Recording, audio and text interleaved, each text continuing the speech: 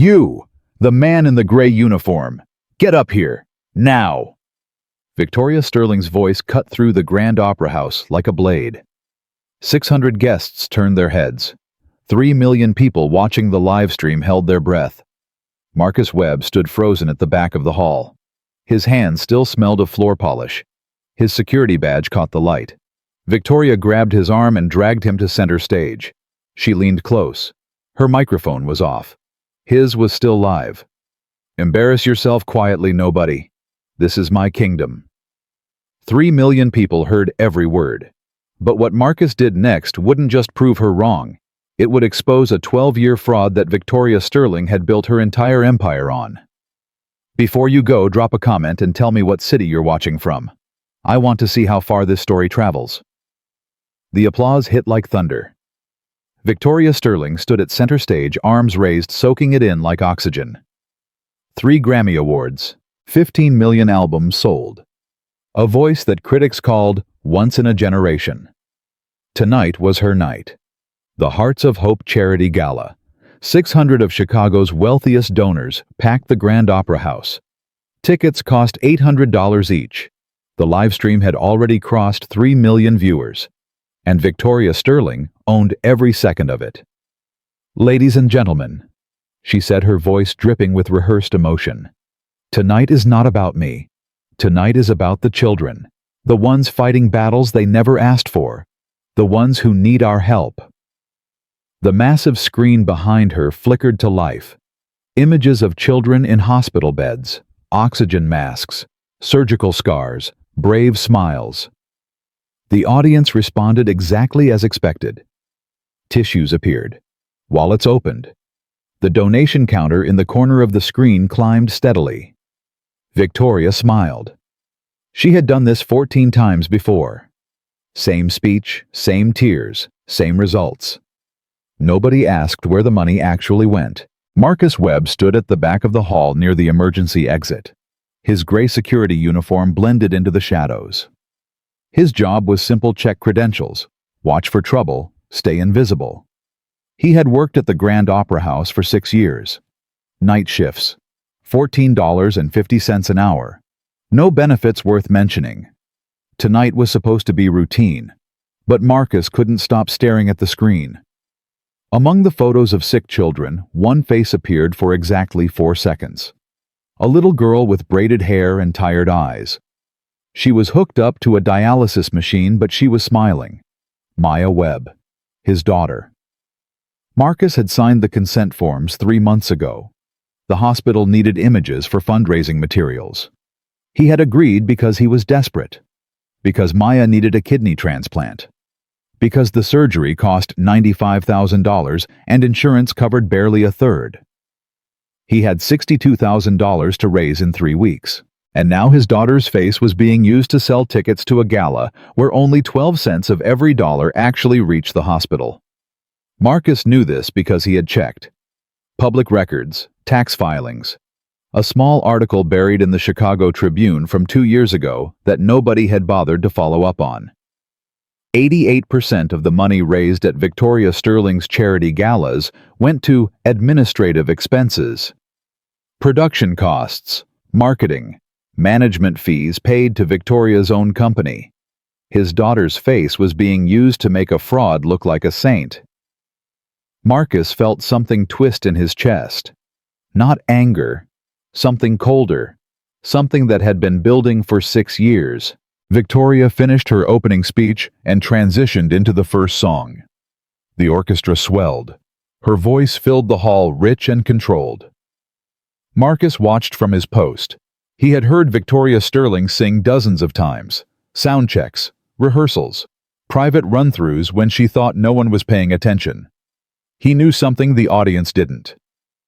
2 hours earlier, during soundcheck, Victoria had rehearsed Rising Higher, the power ballad that had defined her career. The song featured a legendary high note, an A5, that she had supposedly sung on her debut album 12 years ago. Critics called it transcendent. Vocal coaches used it as a teaching example. It had won her first Grammy. But during soundcheck, when Victoria attempted that note without the backing track, her voice cracked at F-sharp 5. a full step and a half below the target. She had cursed under her breath and waved at the sound engineer. "Turn up the track. I need support." The engineer had complied. Victoria sang the note again. This time it rang out perfectly. Too perfectly.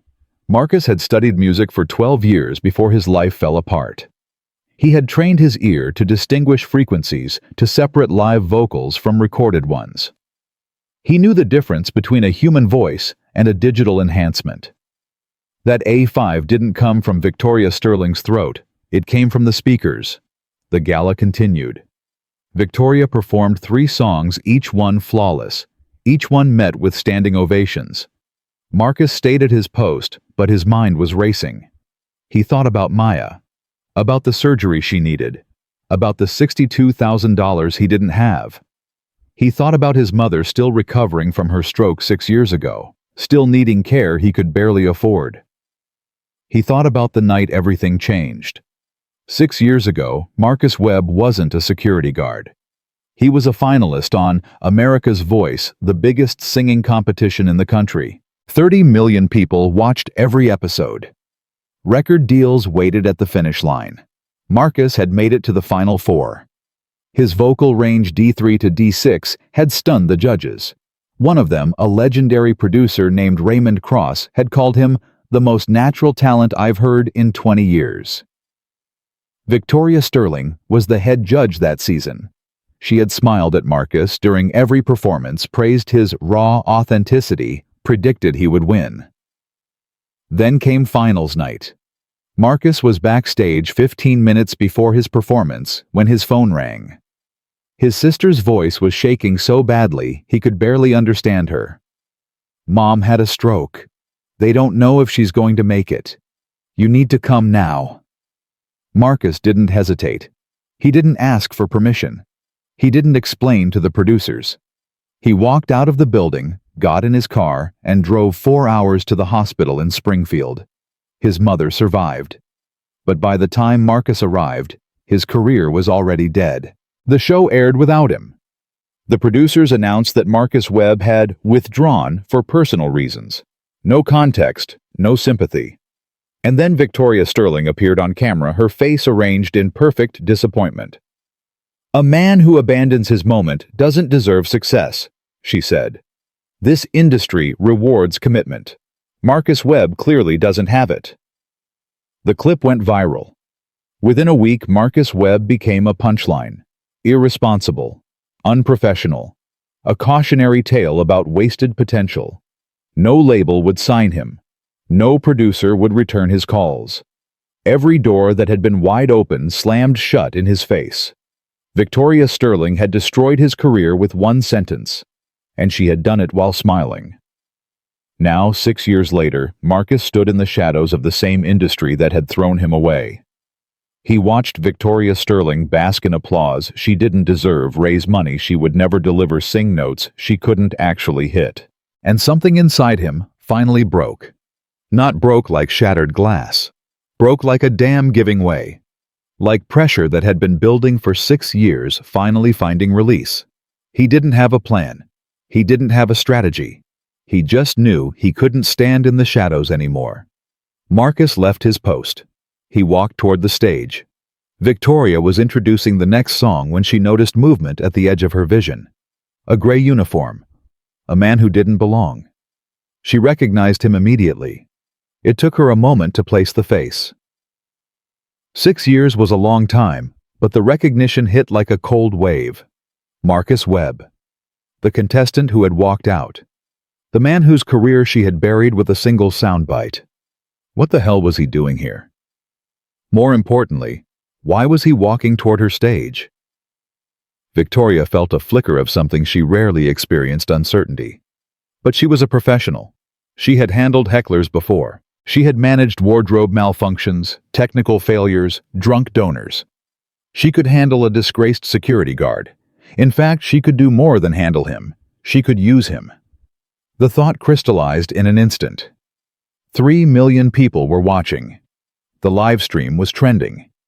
If she could humiliate Marcus Webb on camera, the man who had abandoned his moment, it would make for incredible content. A viral moment. a reminder of her power. Victoria Sterling smiled. "Ladies and gentlemen," she said, her voice carrying perfectly through the hall. "It seems we have an unexpected guest." The spotlight operator reading her cue swung the beam toward Marcus. 600 heads turned. Marcus froze, caught in the light like a deer on a highway. "Some of you may remember this man," Victoria continued, her tone shifting to theatrical sympathy. "Marcus Webb. He was a finalist on America's Voice 6 years ago. Such a promising talent. Such a shame." Murmurs rippled through the audience. A few people reached for their phones. "And now look at him." Victoria gestured at Marcus's gray uniform, his security badge, his scuffed shoes. Working security at the same venue where real artists perform. How touching. Scattered laughter, cold and thin. Marcus felt blood rush to his face. His hands trembled at his sides. Victoria extended her arm toward him, her smile widening. "Come up here, Marcus. Don't be shy. Let's give our audience a little entertainment." Marcus's legs felt like they were filled with concrete. Every instinct screamed at him to turn around, to walk away, to disappear back into the shadows where he belonged. But then he thought of Maya, her face on that screen, her smile, her tired eyes. He thought of the $62,000, the surgery she needed, the life he was fighting for. And he thought of Victoria Sterling, standing on that stage, lying to millions of people, getting rich off sick children. Marcus walked forward. The stage lights were blinding. Marcus could barely see the audience, but he could feel them, 600 pairs of eyes, 3 million more through the cameras. Victoria handed him a microphone. Her grip on his arm was firm, controlling. She positioned him at center stage, directly under the hottest lights. "Now," she said, her voice sweet as poisoned honey. "Let's see if you can still sing, or if you've forgotten how during all those years of checking IDs." More laughter, louder this time. Marcus gripped the microphone. His palms were slick with sweat. "I'm going to give you a chance to redeem yourself." Victoria continued. "Sing Rising Higher. The same song that made me $15 million. The same note that won me my first Grammy." She leaned close. The movement seemed natural, intimate. But Marcus saw her hand move to her chest, pressing a button on her microphone pack. Muting herself. His microphone was still live. "Embarrass yourself quietly, nobody," she whispered. "This is my kingdom, and you're nothing but entertainment." The words went out to 3 million people. Victoria didn't realize. She straightened up, smiled at the cameras, and stepped back. The audience had gone silent. Not the comfortable silence of anticipation. Something colder, uncertain. Marcus stood alone at center stage. The band waited. The conductor raised his baton. Marcus opened his mouth, and then he stopped. "Ms. Sterling," Marcus said. His voice was quiet, but the microphone picked it up perfectly. "Before I sing, I have a question." Victoria's smile flickered. "Oh, go ahead." "Could you turn off the backing track?" The words hung in the air. Victoria's expression didn't change, but something shifted behind her eyes. "The track is part of the arrangement, Marcus. That's how professional performances work." "But during sound check," Marcus said, "you sang without it." Silence. "I was standing near the loading dock," Marcus continued. "I heard you attempt the A5. Your voice cracked at F-sharp 5, a full step and a half below." The murmuring started immediately. Phones rose higher. The live stream chat exploded. "Soundcheck is different from performance," Victoria said. Her voice was still calm, but there was an edge to it now. "Singers warm up. They save their voice for the actual show." "Then could you sing it now?" Marcus asked. "Just once. No track, so I can learn how it's done." 3 seconds of absolute silence. Then Victoria laughed. It was sharp and cold. "You want me to audition for you, a security guard?" "No," Marcus said. "I just want to know if you can actually sing that note." The audience gasped. Someone in the front row dropped their wine glass. The sound of it shattering cut through the silence. Victoria's smile vanished entirely. Of course I can sing it. I've been doing it for 12 years. Then prove it. Victoria spun toward the sound booth, her composure cracking. Kevin, turn off the track, all of it. Kevin Tran, her audio engineer, hesitated. He had worked for Victoria for 8 years. He knew exactly what would happen if she tried to hit that note without support. Do it, Victoria snapped. Kevin pressed the button. The backing track cut out. The orchestra went sparse. Nowhere to hide. Victoria raised her microphone and began to sing. The opening lines were strong. Her voice was trained, polished, professional. She moved through the lower passages with ease, years of technique evident in every controlled breath. Some of the audience members relaxed. Maybe the security guard had been wrong. But Marcus heard what they couldn't. The slight tension in her jaw. The way her shoulders lifted as the melody climbed. The breath she took a beat too early. She was preparing to fail. The song reached the bridge. The melody began to ascend. E4, G4, B4. Victoria's voice kept pace, but the strain was becoming visible. D5, E5, F5. Her neck tightened. Her pitch wavered. The note that came out was thin, uncertain. Then she reached for A5. Her voice broke. The sound shattered somewhere around F-sharp 5, splintering like glass hitting concrete. Victoria stopped abruptly, cleared her throat, forced a smile. My voice is tired, she said quickly. That's why professionals use tracks, to protect the instrument. But Marcus had heard enough, and so had everyone else. You can't sing it, Marcus said, quietly. Not accusation. Fact. Victoria turned on him, her eyes blazing. I said my voice is tired. On your debut album, Marcus continued, you hit that note 23 times. I counted. In every live performance video online, you nail it perfectly. Every single time. The audience stirred. Phones recorded. The live stream viewer count climbed past 4 million. What exactly are you implying? Victoria's voice had gone cold. Dangerous. I'm implying that the voice on your album isn't yours. The hall erupted. Shouts, gasps, the sound of chairs scraping as people stood for a better view. I have trained ears, Marcus said. I can hear frequencies. The note on your album is 880 Hz. A5. The note you just attempted was 740 Hz. F-sharp 5. That's not exhaustion. That's limitation. Victoria stepped toward him, her hand shooting out to grab his arm. You need to shut up, right now. Why? Marcus asked. Because I'm telling the truth. Because you don't know what you're talking about. I know what I heard during soundcheck. I know what I'm hearing right now. And I know that your album credits list someone named Denise Crawford under additional vocals. Victoria's face drained of color. Denise Crawford, Marcus repeated. A studio singer from Nashville, paid $2,000 per song, forced to sign an NDA, never properly credited. The theater exploded into chaos. Journalists typed furiously. Audience members shouted questions.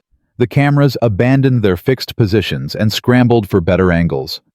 Victoria gripped Marcus's arm hard enough to leave bruises. This is over. You're done. But before she could drag him off the stage, a voice rang out from the wings. Actually, he's right. Everyone turned. Kevin Tran, Victoria's sound engineer, stepped into the light. His face was pale, but his eyes were steady. I've been Victoria's audio engineer for 8 years, Kevin said. At every performance I play that backing track. She has never hit that note live, not once. The silence that followed was absolute. 600 people stopped breathing. 4 million viewers froze at their screens. Victoria stared at Kevin as if he had driven a knife into her spine. You're fired. I know, Kevin replied. But he's telling the truth, and I'm tired of lying for you. Victoria's mask crumbled entirely. The polished performer, the charity queen, the voice of a generation, all of it dissolved, leaving something ugly beneath. You're both going to regret this, she hissed loud enough for every microphone to catch. You, your families, everyone connected to you. I will destroy your lives. I will bury you so deep nobody will remember your names. The threat hung in the air, recorded by every camera, witnessed by millions. But Marcus was no longer afraid. For the first time in 6 years, he felt something other than survival. He felt clear. You already destroyed my life once, Marcus said quietly. 6 years ago. And I'm still here. He turned to the orchestra, to the conductor still frozen with his baton raised. Play Rising Higher, Marcus said. No track, no support, just music. The conductor hesitated, looking at Victoria. Victoria said nothing. She stood rooted to the stage, paralyzed by something she had never experienced in her entire career. Loss of control. The conductor raised his baton. The orchestra began to play. Marcus closed his eyes. The melody washed over him, familiar, haunting, the song that had defined Victoria Sterling's career. The song built on a lie. He thought of Maya, of her smile in that hospital photo, of the way she called for him every night when she couldn't sleep. He thought of his mother, still alive, because he had walked away from everything to be with her. He thought of Grace, Maya's mother, who had died 2 years ago from complications nobody saw coming, who had told him in her last conscious moments that she was proud of him, that he had made the right choice. Marcus opened his eyes and began to sing. The first notes were soft, tentative, the voice of a man who hadn't performed in 6 years, who had spent more time mopping floors than training his instrument. But there was something in it, something raw, something honest. The audience shifted, not impressed, not yet, but curious. Marcus moved through the opening verse, finding his footing. His voice was rusty at the edges, but the core was still there, the natural gift that had once made judges predict stardom. The pre-chorus arrived. The melody began to climb. Marcus's voice opened up. Power without force. Control without tension. Each note placed with precision, drawing on 12 years of training that no amount of floor mopping could erase. D5. E5. F5. The audience sat up straight. The bridge approached the section where Victoria had failed. The climb toward the impossible note. G5. G sharp, 5. Marcus's voice transitioned registers, moving from chest voice to head voice with the seamless fluidity of water flowing over stone. No break, no strain, no sign of the shift. A5. The note burst out crystal clear. No crack, no waver, no tricks. Marcus held it for 4 seconds. 5. 6. Perfect. Unbreakable. Real. Someone in the front row started crying. But Marcus wasn't finished. He pushed higher. B5. C6. D6. A range that Victoria's backing track had never even attempted. His face remained calm, almost peaceful, as if he were walking through a place he had known his entire life. A place no one could take from him. Then he brought it down. D6 to B5. B5 to G5. G5 to E5. Every transition seamless. Every note a small miracle. The final chorus arrived. Marcus's voice was fully open now. No hiding. No fear. When the last word faded into silence, nobody moved. Then the theater exploded. 600 people leapt to their feet, shouting, applauding, faces streaked with tears. The live stream went viral. Within 30 seconds, 50,000 shares. Within a minute, the name Marcus Webb shot to the top of global trending lists. Marcus stood under the lights, breathing hard, barely able to process what had just happened. He looked out at the audience, at the people on their feet, at the phones recording his triumph, at the cameras that would carry this moment to every corner of the world. Then he looked at Victoria Sterling. She stood frozen at the edge of the stage, her face ashen, her empire crumbling around her in real time. For 6 years, she had owned his failure. Now the whole world was watching hers. The applause still echoed through the Grand Opera House, but Victoria Sterling was already gone. She had walked off stage without a word, her heels clicking against the hardwood like gunshots. Her manager, a thin man named Gerald, rushed after her phone, already pressed to his ear. Marcus stood alone under the lights, surrounded by chaos he had created simply by telling the truth. The audience wouldn't stop. People were on their feet, some crying, some filming, some pushing toward the stage trying to get closer. Security guards, Marcus's co-workers, stood at the edge of the platform, unsure whether to hold the crowd back or join the applause. Raymond Cross, the legendary producer who had once predicted Marcus would win America's Voice, pushed through the crowd. He was 73 now, his hair completely white, but his eyes were sharp as ever. "Marcus Webb," Raymond said, reaching the stage. "I'll be damned." Marcus looked down at the man who had believed in him 6 years ago. "Mr. Cross, that was the most remarkable thing I've witnessed in 50 years of this business." Raymond shook his head slowly. "And I've witnessed a lot." "I didn't plan any of this," Marcus said. His voice was hoarse. The adrenaline was fading, leaving exhaustion in its wake. "The best moments never are planned." Raymond pulled out a business card. "Call me tomorrow. We need to talk." Before Marcus could respond, a woman in a red dress climbed onto the stage. She was crying openly, mascara running down her cheeks. "My daughter has a heart condition," she said, grabbing Marcus's hand. "We came here tonight because we thought Victoria Sterling actually cared. We donated $5,000. Marcus felt his throat tighten. "I'm so sorry," he said. "Don't be sorry." The woman squeezed his hand. "Thank you for telling the truth." More people approached. A man whose son needed a kidney transplant. A grandmother raising money for her grandson's cancer treatment. A young father whose wife had died from a rare blood disorder, leaving him with twin girls and medical bills he would never escape. All of them had come to the Hearts of Hope Gala, believing they were supporting a cause. All of them had been lied to. Marcus stood on that stage for 20 minutes, listening to their stories, feeling the weight of what Victoria Sterling had done, pressing down on his chest. When security finally cleared the hall, Marcus was trembling. Kevin Tran found him backstage, sitting on a folding chair, staring at nothing. "Hey," Kevin said quietly. Marcus looked up. "Why did you do it?" "Do what?" "Speak up. You could have stayed quiet. Kept your job. Pretended you didn't hear anything." Kevin sat down on a chair across from Marcus. He was silent for a long moment. "My father was a musician," Kevin finally said. "Jazz pianist, played clubs in San Francisco his whole life. Never made it big, but he was honest. Every note he played was real." Kevin paused, his jaw tightening. "He died 3 years ago, lung cancer. On his deathbed, he told me something I've never forgotten. He said, 'Kevin, a man can lose everything except his integrity. Once that's gone, he's already dead.'" Marcus said nothing. "I've been helping Victoria lie for 8 years," Kevin continued.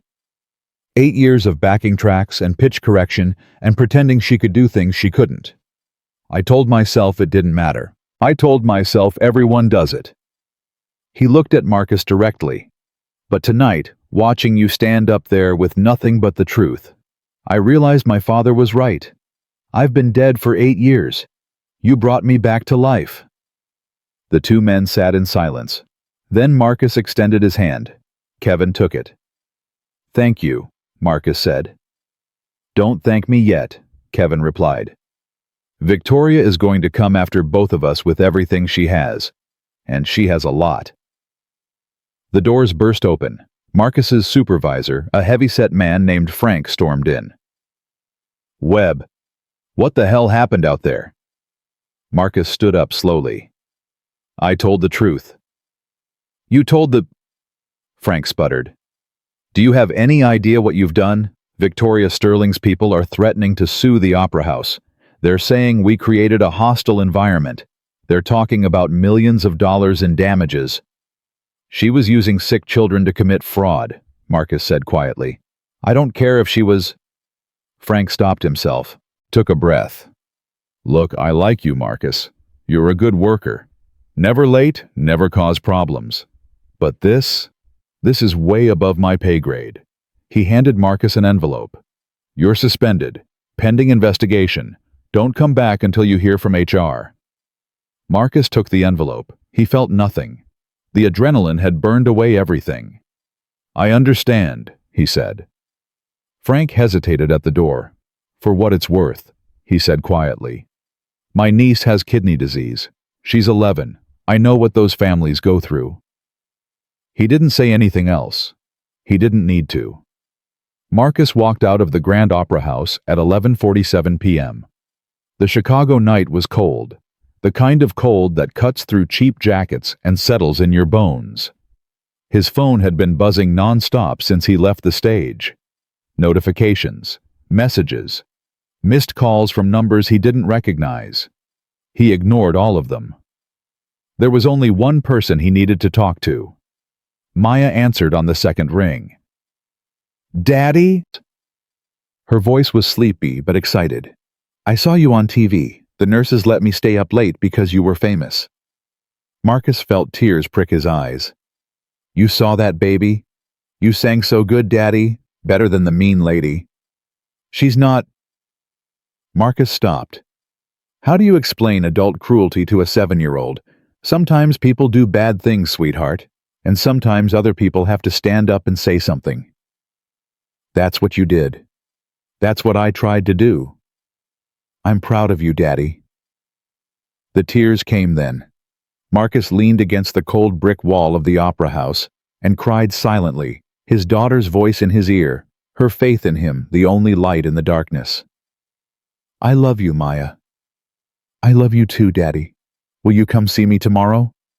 First thing in the morning, I promise. Okay. Good night, Daddy. Good night, baby. He hung up and stood there for a long time, letting the cold seep into his bones. Then he walked to the L station and rode home to his empty apartment. Sleep didn't come that night. Marcus lay in bed staring at the ceiling, replaying every moment. The way Victoria's face had twisted when she realized her microphone trick had backfired. The sound of his own voice hitting that A5 after 6 years of silence. The applause that had washed over him like a wave. But also the fear. Victoria Sterling was not just a singer. She was a machine. She had lawyers, publicists, connections in every corner of the industry. She had destroyed his career once with a single sentence. What would she do now that he had humiliated her in front of millions? At 4:37 a.m., his phone buzzed. An unknown number. Marcus answered. Mr. Webb.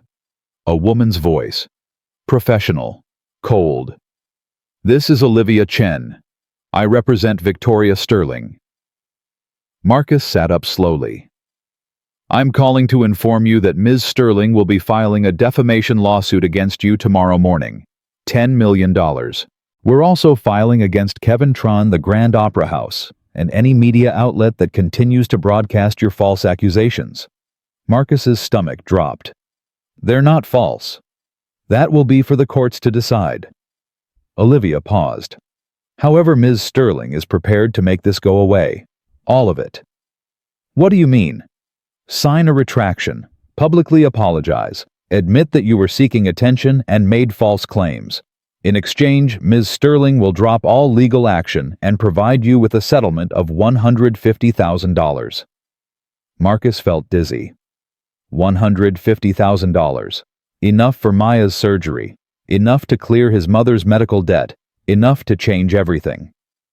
Additionally, Olivia continued, Ms. Sterling is aware of your daughter's medical situation. She would be willing to personally cover the full cost of Maya's kidney transplant. $95,000. The room spun. That's $245,000, Mr. Webb. All you have to do is sign a piece of paper saying you lied. Marcus gripped the phone so hard, his knuckles turned white. My daughter's life, he said slowly, in exchange for my truth. I wouldn't put it quite so dramatically. This is simply a business negotiation. Ms. Sterling wants to move forward. You clearly need financial assistance. This arrangement benefits everyone." Marcus closed his eyes. He thought of Maya, of her smile, of the way she called him Daddy, like he was the most important person in the world. He thought of the $62,000 he couldn't raise, the surgery deadline that crept closer every day, the specialist who had told him very gently that without a transplant, Maya had maybe 18 months. He thought of all the doors that had closed in his face 6 years ago, all the opportunities that had vanished because Victoria Sterling decided to make him an example. And he thought of those families at the gala, the parents with sick children, the people who had donated money believing it would help, the trust that had been betrayed over and over again. "Mr. Webb, do we have a deal?" Marcus opened his eyes. "No." Silence on the other end. "Excuse me. I said no. I won't sign your paper. I won't say I lied, because I didn't." "Mr. Webb, I don't think you understand the situation. Ms. Sterling has resources that—" "I understand perfectly," Marcus interrupted. "Your client is a fraud. She's been stealing credit from other singers for 12 years. She's been using sick children to line her own pockets, and she's trying to buy my silence because she knows I'm telling the truth." "You're making a serious mistake." "Maybe. But I've made mistakes before. Walked away from a competition to be with my dying mother. Lost my career because your client decided to end it. Spent 6 years cleaning floors and raising my daughter alone." Marcus stood up and walked to the window. The first gray light of dawn was creeping over the Chicago skyline. "You know what I learned from all that Ms. Chen I learned, that some things matter more than money. Some things matter more than career. Some things matter more than survival." Such as the truth. My daughter watching me on that live stream, seeing her father stand up for what's right. That's worth more than any settlement. Olivia's voice hardened. "Very well. You'll receive the lawsuit documents by noon. I hope your principals are enough to pay your legal fees." The line went dead. Marcus lowered the phone and stared out at the city. He had just turned down $250,000. He had just guaranteed that Victoria Sterling would try to destroy him, and he had never felt more certain of anything in his life. The lawsuit arrived at 11:47 a.m. A courier in a pressed uniform knocked on Marcus's door and handed him a thick envelope with a grim expression. "Sign here, please." Marcus signed. The documents inside were dense with legal language, but the core message was clear. Victoria Sterling was suing Marcus Webb for defamation libel, intentional infliction of emotional distress, and tortious interference with business relations. $10 million in damages. There was also a separate filing against Kevin Tran, another against the Grand Opera House, another naming Denise Crawford as a co-defendant. Victoria wasn't just fighting back. She was scorching the earth. Marcus sat at his kitchen table, surrounded by papers he couldn't fully understand, and felt the walls closing in. His phone rang.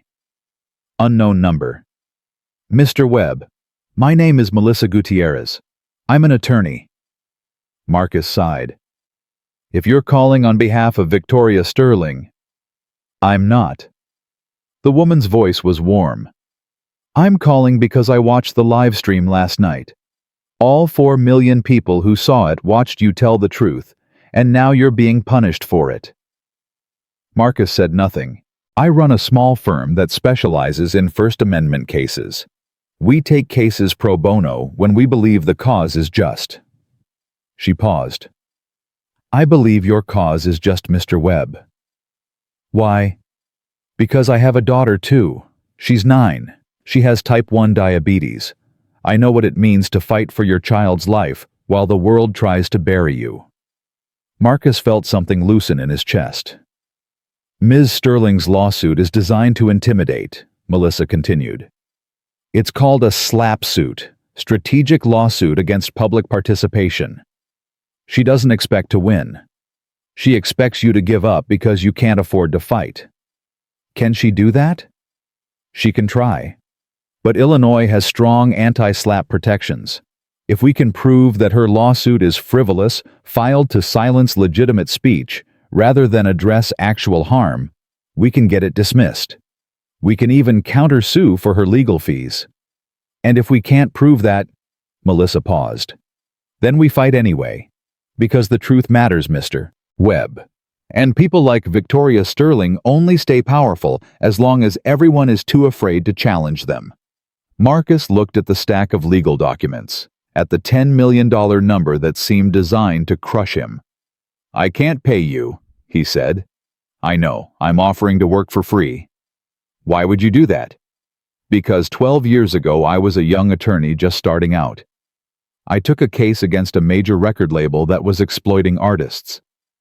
I lost. They buried me in legal fees, and I nearly went bankrupt." Her voice hardened. "But I survived. I rebuilt. And I promised myself that one day I would help someone else fight the same fight I couldn't win." Marcus closed his eyes. "When can we start?" he asked. "I'll be at your apartment in 2 hours. Clear your kitchen table. We have a lot of work to do."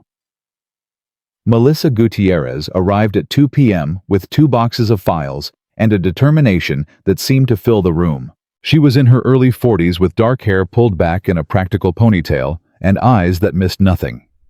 She spread documents across Marcus's kitchen table with military precision. "First things first," she said. "Tell me everything. From the beginning. Don't leave anything out." Marcus talked for 3 hours. He told her about America's Voice, about his mother's stroke and the night he walked away, about Victoria's comment on national television and the doors that had slammed shut, about the 6 years of security shifts and the medical bills that never stopped coming.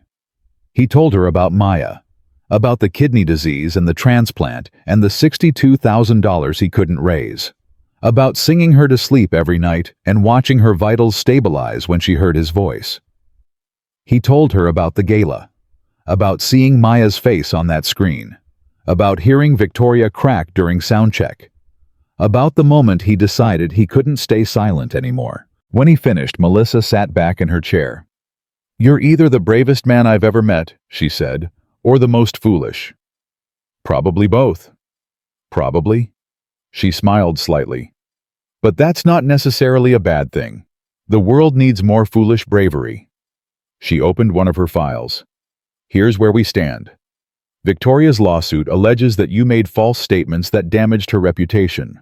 To win, she needs to prove that your statements were actually false, that you knew they were false, and that you made them with malicious intent." "They weren't false." "I know, but proving that in court requires evidence. Concrete, documented, irrefutable evidence."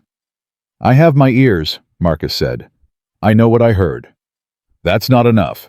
Victoria's lawyers will hire expert witnesses who will testify that her voice was just tired, that cracking on one note doesn't prove anything, that professional singers have off nights all the time." Marcus felt his hope deflating. "So what do we need?"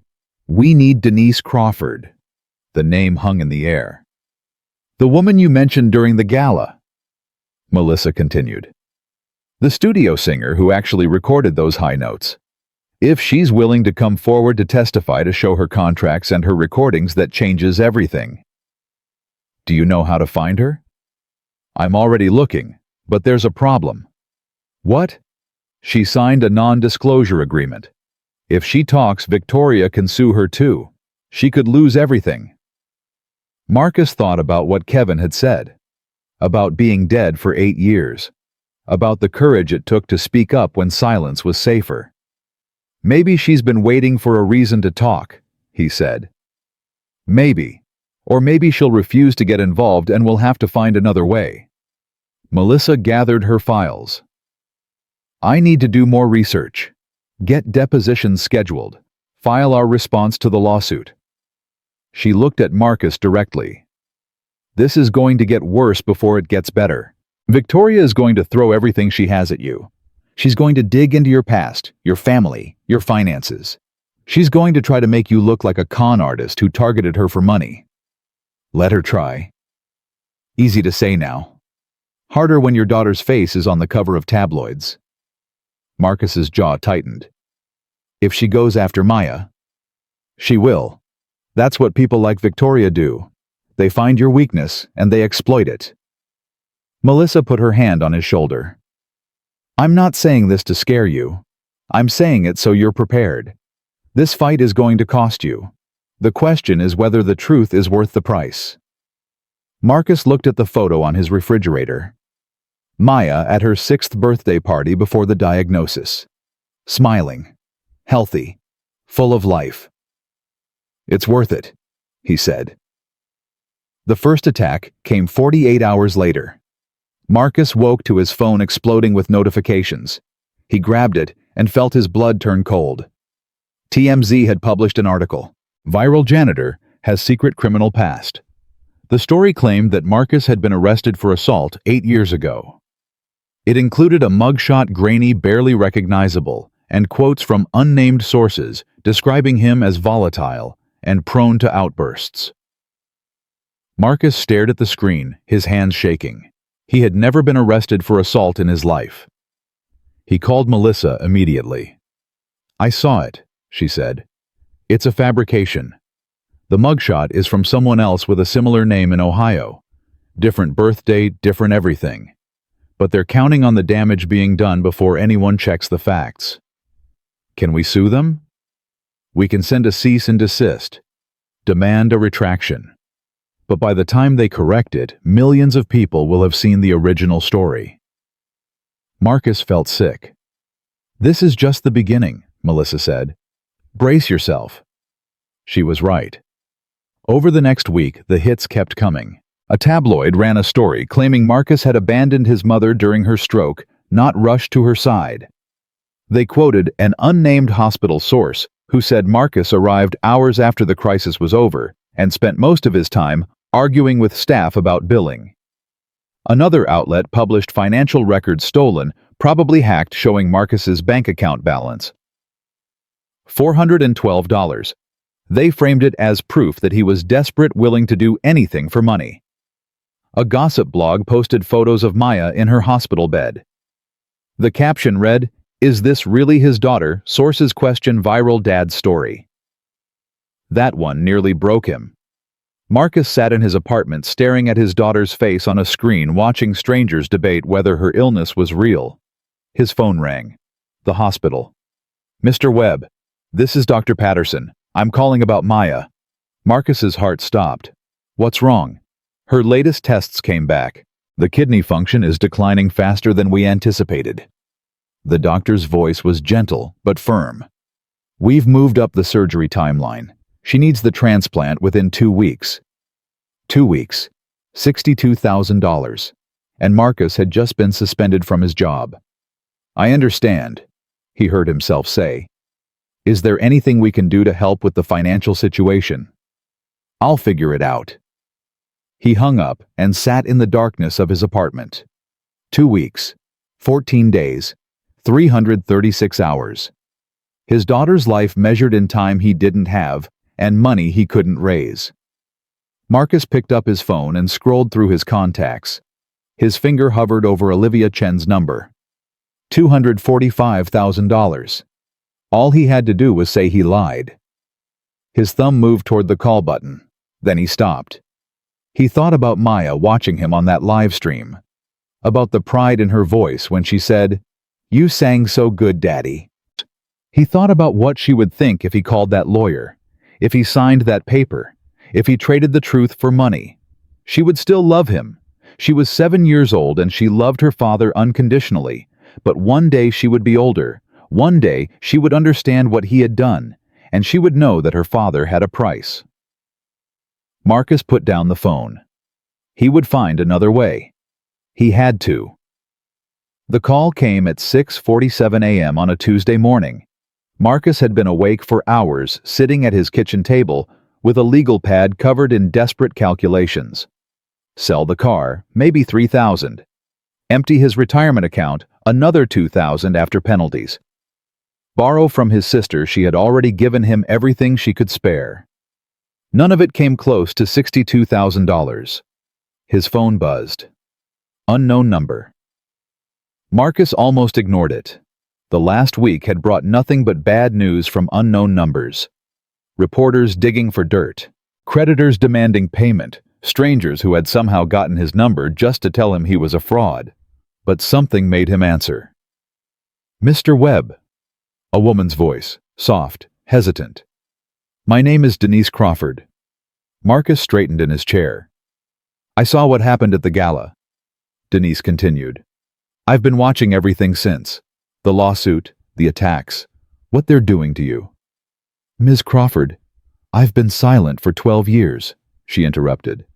12 years of watching Victoria take credit for my voice. 12 years of cashing checks and keeping my mouth shut because I was afraid. Her voice cracked. "I have a son. He's 14 now. Last night he asked me why I never sing anymore, why I gave up music. And I realized I couldn't tell him the truth. I couldn't tell him that I sold my voice to a woman who treats people like props." Marcus gripped the phone tighter. "I want to help you," Denise said.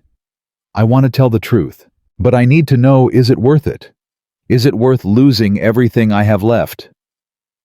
Marcus thought about Maya, about the surgery she needed, about the price of silence versus the cost of truth. "I can't answer that for you," he said quietly. "I can only tell you what I've learned. The truth doesn't guarantee a happy ending. It doesn't promise that everything will work out. Sometimes it just means you can look at yourself in the mirror without flinching." Silence on the other end. "I've spent 6 years flinching," Marcus continued. 6 years wondering what would have happened if I had spoken up sooner. If I had fought back when Victoria destroyed my career. If I had refused to disappear quietly. He paused. "I don't have the money to save my daughter's life. I might lose this lawsuit and end up with nothing. But my daughter watched me stand on that stage and tell the truth. And that's something Victoria Sterling can never take away." Denise was crying. He could hear it in her breathing. "Where should I send the documents?" she asked. Marcus gave her Melissa's contact information. When he hung up, his hands were shaking. Maybe they had a chance after all. Melissa called 3 hours later, her voice electric with excitement. "Marcus, you need to get to my office right now." "What happened?" "Denise Crawford happened. She sent me everything. Contracts, recording sessions, emails. 12 years of documentation proving that she sang every high note on Victoria Sterling's albums." Marcus was already grabbing his jacket. "There's more," Melissa continued. "She kept the original session files, the raw recordings before any mixing or production. You can hear Victoria attempt the notes and fail, then Denise coming in to record the replacements. That's enough to win. That's enough to destroy Victoria Sterling's entire career." Marcus arrived at Melissa's office 20 minutes later. The small conference room had been transformed into a war room, files stacked on every surface, laptop screens displaying audio waveforms, a whiteboard covered in timeline notes. Denise Crawford sat at the table looking smaller than Marcus had imagined. She was in her late 40s, with graying hair pulled back and tired eyes that had seen too many years of compromise. "Mr. Webb," she said, standing. "Marcus, please." They shook hands. Her grip was firm, but her fingers trembled. "I should have done this years ago," Denise said. "When she first asked me to sign that NDA, I should have walked away. But the money was good, and I told myself it didn't matter who got the credit. It matters now." Denise nodded slowly. "I watched you sing at the gala, the live stream. I was alone in my apartment with a glass of wine expecting to see another Victoria Sterling victory lap." She looked at Marcus directly. "When you hit that note, the real note, no tricks, no backing track, I started crying and I couldn't stop, because I realized that was supposed to be my moment. 12 years ago, I was supposed to be the one on that stage." "Why didn't you fight back then?" "Because Victoria promised me more work, because I needed the money, because I convinced myself that ghost singing was just part of the business." Denise's voice hardened. "But mostly because I was a coward. I watched her destroy your career and I said nothing. I watched her lie to millions of people and I cashed the checks."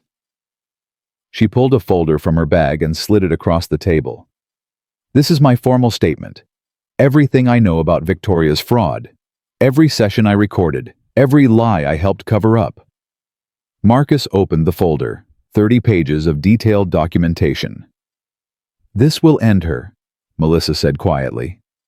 "Good," Denise replied. "It should have ended years ago." The press conference was scheduled for the following morning. Melissa had worked through the night coordinating with journalists preparing statements, making sure every piece of evidence was organized and irrefutable. She had reached out to 3 major news networks, and all of them had agreed to carry the conference live. Marcus barely slept. He lay in bed staring at the ceiling, running through every possible outcome. Victoria would fight back.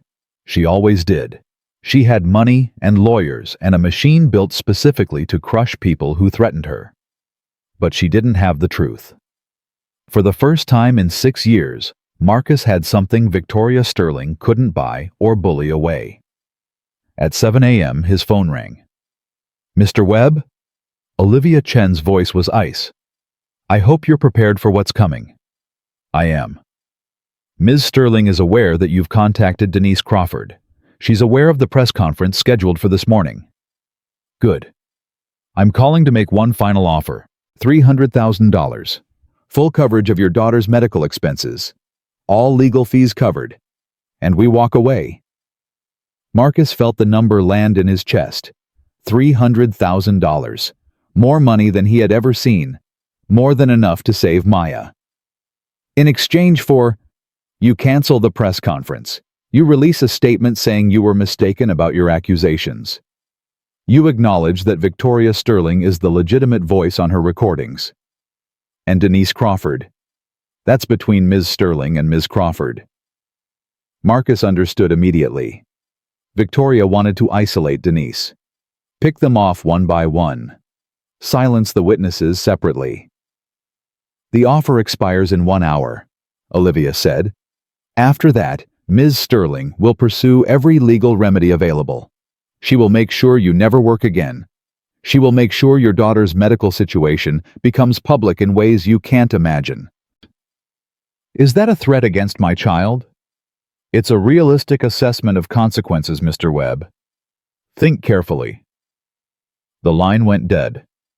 Marcus stood in his kitchen, phone in hand, the weight of $300,000 pressing against his conscience. He thought about calling Maya, hearing her voice, reminding himself why he was doing this. But he didn't need to. He already knew. The press conference started at 10 a.m. Melissa had reserved a conference room at a downtown hotel. 50 journalists packed the space, cameras pointed at a small table where Marcus, Denise, and Kevin Tran sat side by side. Victoria Sterling was not present, but her lawyers were a row of suits in the back of the room watching recording, preparing their counterattack. Melissa approached the microphone.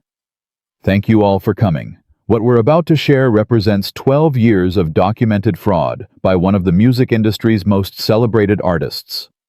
She laid out the evidence methodically. The contracts Denise had signed. The recording sessions where Victoria failed to hit notes that later appeared perfect on her albums. The emails directing sound engineers to blend Denise's voice over Victoria's failures. Then she played the audio files. The room fell silent as Victoria's voice cracked on take after take of the legendary A5. Then Denise's voice, clear and effortless, nailing the note perfectly. "This is the voice you've been hearing for 12 years, Melissa said. "Not Victoria Sterling. Denise Crawford." The questions exploded from every direction. "Ms. Crawford, why did you wait so long to come forward?" Denise leaned toward her microphone. "Because I was afraid. Because I signed documents that threatened to destroy me if I spoke. Because this industry teaches you that silence is survival." She looked directly at the cameras. "But I have a son. He deserves to know that his mother isn't a coward, that some things are worth fighting for, even when you're scared." "Mr. Webb, what do you say to accusations that this is a coordinated attack on Victoria Sterling's reputation?" Marcus spoke carefully. "I was a janitor. I cleaned floors at the Grand Opera House for 6 years. I had no plan to attack anyone. I just heard something that wasn't right, and I said so." What about the criminal allegations against you? The assault charges. Fabricated. The mugshot they published was from a different person in a different state. My lawyer has already filed a defamation suit against the outlet that ran the story. Mr. Webb, your daughter needs a kidney transplant. Victoria Sterling offered to pay for it if you dropped your accusations. Why didn't you take the money? The room went quiet. Marcus felt every camera lens focused on him like a physical weight. Because my daughter is watching, he said. She's 7 years old. She's in a hospital bed fighting for her life. And one day she's going to grow up and ask me what kind of man I am. His voice cracked slightly.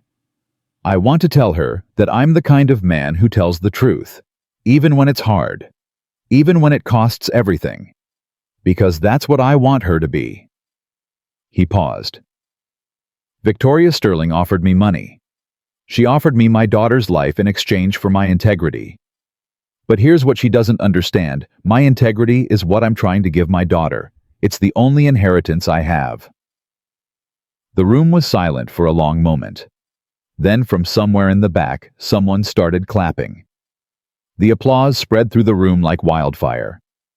The aftermath was immediate and overwhelming.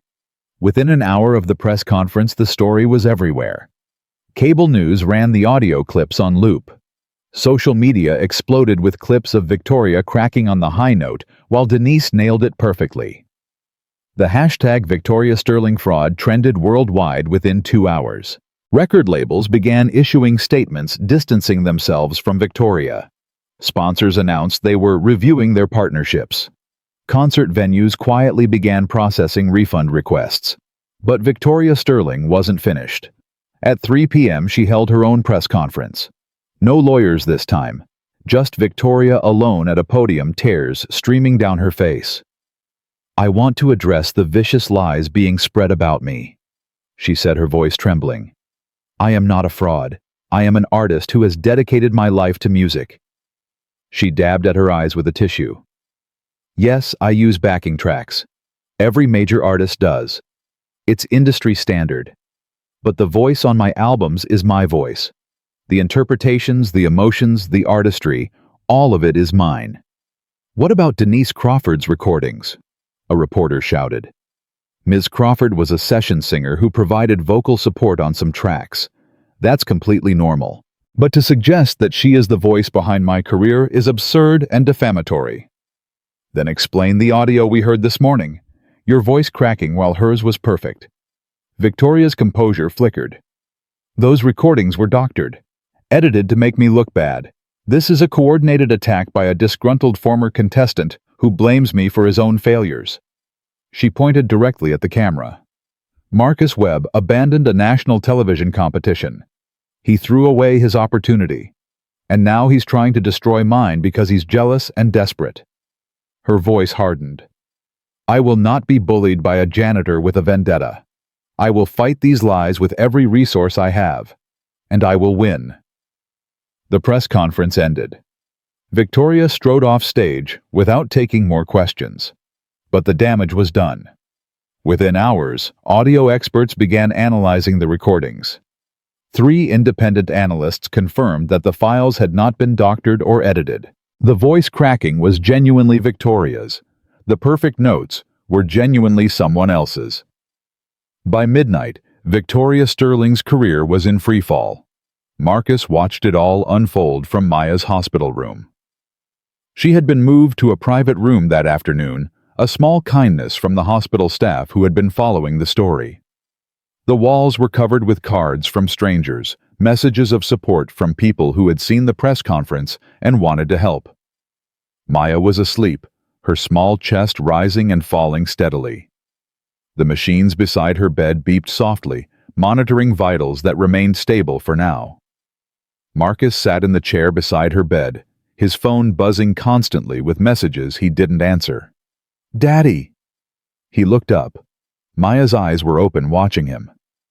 Hey, baby. How are you feeling? Tired. She reached for his hand. Did you win? Marcus smiled sadly. I don't know yet, sweetheart. These things take time. The nurses said you were on TV again. They said you were brave. I tried to be. Maya squeezed his hand weakly. Mommy said brave means doing the right thing, even when you're scared. Marcus felt tears prick his eyes. Grace had been gone for 2 years, but her words still lived in their daughter. Your mommy was the bravest person I ever knew, he said. You're brave too, Daddy. You think so? I know so. Marcus leaned forward and kissed her forehead. Her skin was warm, slightly feverish, a reminder of how fragile she still was. I need to tell you something, he said quietly. What? The doctors moved up your surgery. It's going to happen soon. Maya's eyes widened. How soon? Next week. She was quiet for a moment. Then, am I going to be okay? Marcus wanted to lie. He wanted to tell her everything would be fine, that she had nothing to worry about, that he would never let anything bad happen to her.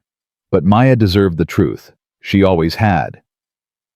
I don't know, baby. The doctors are very good. They're going to do everything they can. But surgery is serious, and I can't promise that nothing will go wrong. Maya nodded slowly. She was only 7, but she had spent so much time in hospitals that she understood more than most children her age. Are you scared, Daddy? Terrified. Me too. They sat in silence for a moment. But I'm also excited, Maya said finally. Excited. Because if the surgery works, I might feel better. I might be able to run again, play soccer, go to school without being tired all the time. She smiled a genuine smile that lit up her pale face. That would be worth being scared for. Right, Daddy? Marcus couldn't speak. The lump in his throat was too big. Right, he finally managed. Will you sing for me? What do you want to hear? You know. He did know. It was always the same song. The one Grace used to sing before Maya was born. The one Marcus had sung to her every night since. He began softly, lean on me when you're not strong. Maya closed her eyes, her grip on his hand relaxing. And I'll be your friend, I'll help you carry on. Her breathing slowed. The machines beside her beeped in steady rhythm. For it won't be long till I'm gonna need somebody to lean on. By the time he finished, she was asleep. Marcus sat beside her bed watching her breathe, and prayed to whatever God might be listening that he would get to sing to her again. The next morning brought a different kind of miracle. Marcus woke to find his phone flooded with notifications, not attacks this time, but messages of support. Donations. Offers of help from strangers who had seen his story and been moved to act.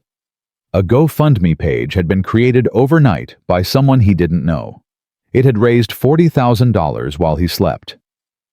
He stared at the number, unable to process it. Then Melissa called. Have you seen the news? Which news? There's so much I can't keep track. Victoria dropped the lawsuit. Marcus sat down heavily. What? Her lawyers filed a motion this morning. Voluntary dismissal. She's walking away from all of it, the suit against you, against Kevin, against Denise, against the Opera House. Everything. Why? Because she's lost. 3 of her Grammy Awards are being reviewed by the Recording Academy. Her label terminated her contract last night. Her Vegas residency was canceled. She's facing a class action lawsuit from ticket holders who paid for live performances and got lip syncing. Melissa paused. She's done, Marcus. You won. Marcus should have felt triumphant. He should have felt vindicated. But all he felt was tired. What about the GoFundMe? He asked. That's the other thing I wanted to tell you. It's not just random donations. Raymond Cross made a call last night. He reached out to every major artist he knows. John Legend, Alicia Keys, Kelly Clarkson. They're all contributing. How much? Melissa was quiet for a moment. As of an hour ago, the fund has crossed $200,000, and it's still climbing. Marcus couldn't speak. Your daughter's surgery is fully funded, Melissa said softly. And then some. He sat in the hospital chair beside Maya's bed, phone pressed to his ear, tears streaming down his face. "Marcus, are you okay?" "Yeah," he managed. "I'm okay." "There's one more thing. Raymond Cross wants to meet with you. He says he has a proposal. Something about your music career." "I don't know if I want a music career anymore." "That's fine. You don't have to decide anything right now. Just focus on Maya, the surgery. Everything else can wait." Marcus looked at his daughter still sleeping peacefully, unaware that her life had just been saved by the kindness of strangers. "Thank you, Melissa, for everything. You did the hard part. I just helped with the paperwork." She hung up. Marcus sat in the silence of the hospital room, watching Maya breathe, and finally allowed himself to believe that things might actually be okay. The surgery was scheduled for 6 a.m. on a Thursday morning. Marcus arrived at the hospital at 4:30, unable to sleep, unable to eat, unable to do anything except pace the hallway outside Maya's room. The nurses let him in early, breaking protocol, because they had watched his story unfold on television and understood what this day meant. Maya was already awake when he entered. She looked smaller than ever in the hospital bed, her braided hair spread across the pillow, her eyes too large in her thin face. "Daddy!" "Hey, baby girl." He sat on the edge of her bed and took her hand. Her fingers were cold, slightly trembling. "Are you scared?" she asked. "Terrified," he admitted. "Me too." They sat in silence for a moment. The machines beeped steadily. Somewhere down the hall, a phone rang. "Daddy, if something happens, nothing's going to happen." "But if it does," Maya insisted, "I want you to know something." Marcus felt his throat tighten. "What's that, baby?" "I'm really proud of you. What you did at the concert, standing up for the truth. The nurses showed me some of the videos." She smiled weakly. "You were really good."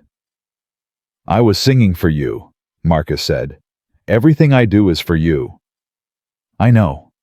Maya squeezed his hand. "That's why I'm proud.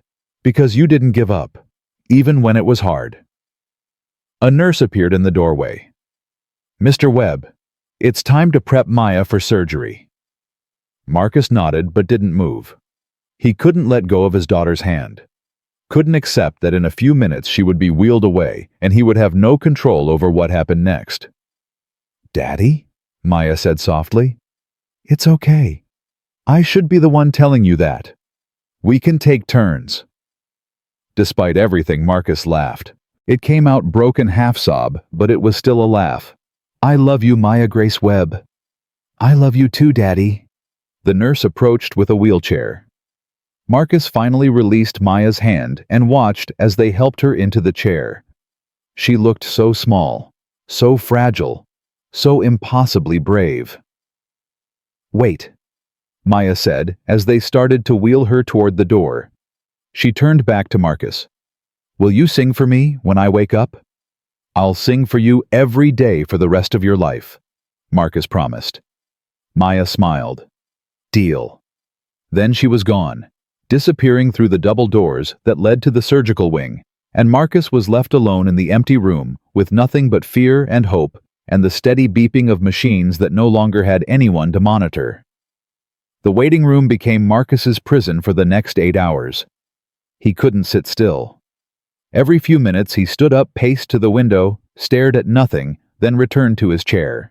The coffee machine in the corner produced liquid that tasted like burnt cardboard, but he drank it anyway because he needed something to do with his hands.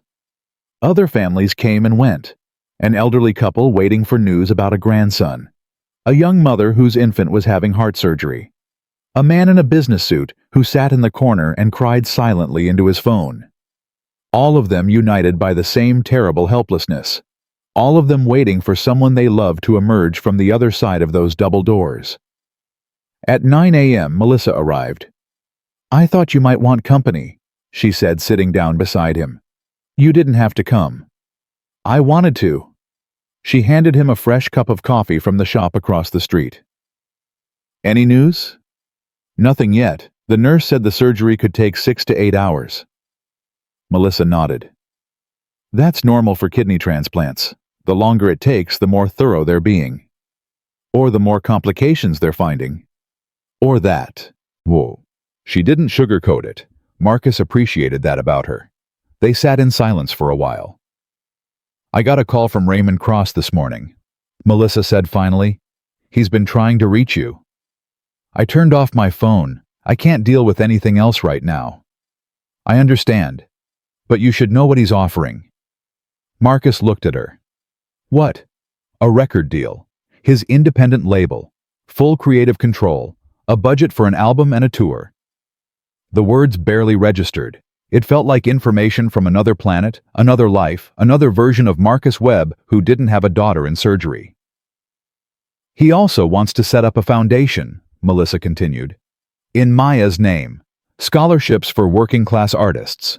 Legal support for musicians who've been exploited by the industry. He's talking about making real change, Marcus. The kind that lasts. Why does he care so much? Because you reminded him why he got into music in the first place. That's what he told me. Melissa paused. You reminded a lot of people of that, including me. At 11 a.m., Kevin Tran arrived. Marcus stood up when he saw him, surprised. I hope I'm not intruding, Kevin said. I just wanted to be here, to wait with you. You didn't have to. I know I didn't have to. I wanted to. Kevin sat down across from Marcus. You changed my life, man. I've been dead inside for 8 years doing work I hated for a person I despised. You gave me permission to be honest. I didn't do anything special. I just told the truth. That's exactly what made it special. Kevin leaned forward. Do you know how rare that is in this industry? How rare it is anywhere. People spend their whole lives lying to protect themselves, to fit in, to survive. You stood on a stage in front of millions of people and told the truth about someone who could destroy you. She nearly did destroy me. But she didn't, and that's what matters. At 1 p.m., Denise Crawford arrived. She had a bouquet of flowers and a stuffed elephant wearing a tiny purple dress. For Maya, she explained, when she wakes up. Marcus took the elephant. Its fur was soft, its button eyes bright and cheerful. Thank you, he said, for everything. Coming forward, the press conference, all of it. I should be thanking you, Denise replied. I've been silent for 12 years. 12 years of watching my voice be stolen, my talent be erased, my name be buried. You gave me the courage to take it back. She sat down in the chair beside him. My son called me this morning, she said. The one I told you about. The 14-year-old who asked why I don't sing anymore. What did he say? He said he's proud of me. Denise's eyes filled with tears. He watched the press conference. He heard the audio files. He finally understands why his mother gave up on her dreams. She looked at Marcus directly. He also said he wants to learn to sing. That he wants to be like me, not the silent version, the version who finally spoke up. That's beautiful. It's terrifying, Denise corrected, but it's also the best feeling I've had in 12 years. The hours crawled by. At 2 p.m., a nurse came out to give them an update. The surgery was proceeding well. No major complications. Dr. Patterson expected to be finished within the next 2 hours. Marcus allowed himself to breathe. At 2:30 p.m., his phone buzzed. He had turned it back on, unable to completely disconnect from the world. A text from a number he didn't recognize. Turn on Channel 7, now. Melissa saw his face change. What is it? I don't know. They found a television in the corner of the waiting room. Kevin found the remote and switched to Channel 7. Victoria Sterling's face filled the screen. She was being interviewed outside what looked like a courthouse.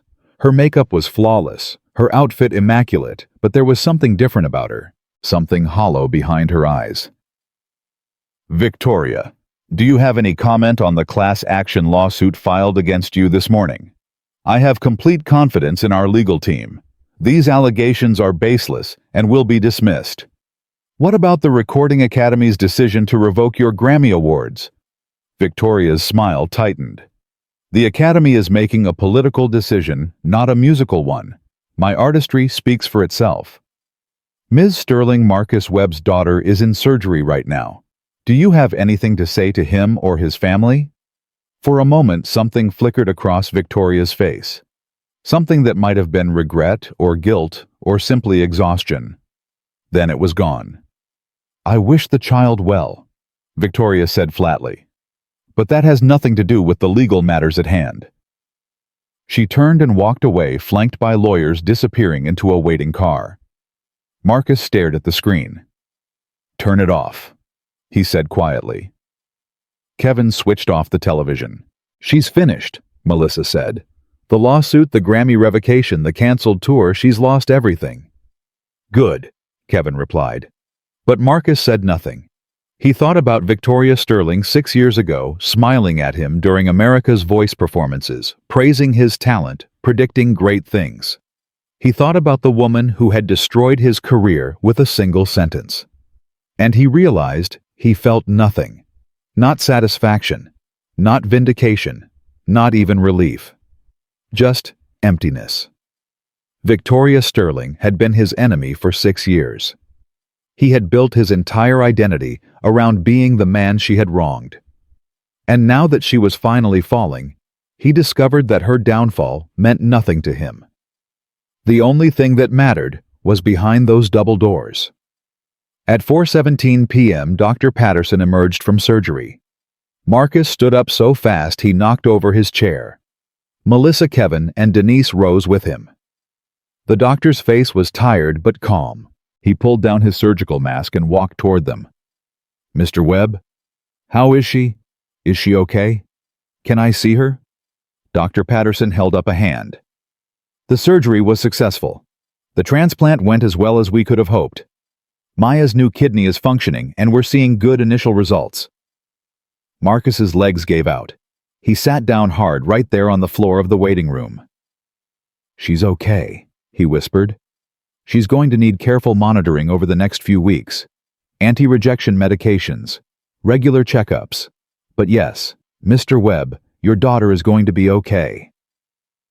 Kevin helped Marcus back to his feet. Denise was crying. Melissa had her hand over her mouth. Can I see her? She's still in recovery.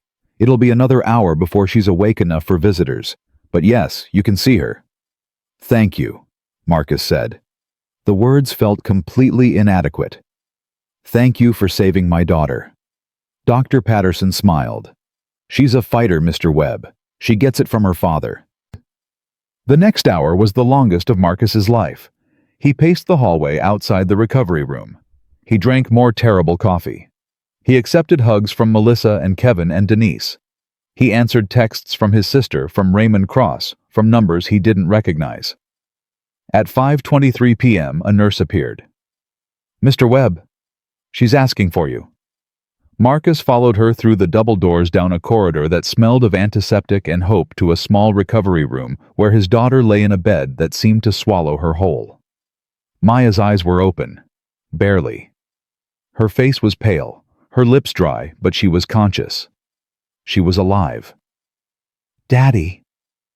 The word came out as a whisper. Marcus crossed the room in 3 steps and took her hand. I'm here, baby. I'm right here. Did it work? It worked. The surgery worked. You're going to be okay. Maya smiled. It was weak, exhausted, but it was the most beautiful thing Marcus had ever seen. I told you, she whispered. I told you it would be worth being scared for. Marcus laughed through his tears. You did. You were right. I'm always right. You are. You absolutely are. Maya's eyes started to close. The anesthesia was pulling her back under. Daddy. Yes, baby. You promised to sing for me. Marcus looked at his daughter, his brave, impossible, miraculous daughter, and felt his heart crack open with love. What do you want to hear? You know. He did know. Marcus began to sing softly, barely above a whisper. Lean on me when you're not strong. Maya's grip on his hand relaxed. And I'll be your friend. I'll help you carry on. Her breathing slowed, deepened, became the steady rhythm of healing sleep. For it won't be long till I'm gonna need somebody to lean on." He sang until the song ended. Then he sat beside her bed, holding her hand, watching her sleep. The nurses came and went. They checked monitors, adjusted IV lines, made notes on charts. They worked around Marcus as if he were part of the furniture, understanding, without being told, that he would not leave his daughter's side. At 8 p.m., Melissa appeared in the doorway. "Marcus, there's someone here to see you." "I'm not leaving, Maya." "You don't have to. He asked to come here." Marcus looked up. Raymond Cross stood behind Melissa, his white hair slightly disheveled, his eyes bright. "May I?" Raymond asked. Marcus nodded. Raymond entered the room quietly, respectfully. He looked at Maya sleeping in the bed, then at Marcus. "She's beautiful," Raymond said. "She is." "I won't stay long. I know this isn't the time for business, but I needed to tell you something in person." "What?" Raymond pulled a chair close to Marcus and sat down. 50 years ago, I was a young musician trying to make it in this industry. I was talented, not as talented as you, but talented enough. I had opportunities, chances to compromise, chances to take shortcuts. He paused. I took them. I did things I'm not proud of. I stayed silent when I should have spoken up. I protected powerful people who didn't deserve protection. Why are you telling me this? Because watching you these past few weeks reminded me of the man I was supposed to become, the man I wanted to be before the industry beat it out of me. Raymond leaned forward. You had nothing, no money, no power, no connections. Your daughter was dying, and a woman worth hundreds of millions of dollars was trying to destroy you. And you still told the truth. I didn't have a choice. That's where you're wrong. Raymond's voice was firm. You always have a choice. Victoria offered you money. She offered you your daughter's life.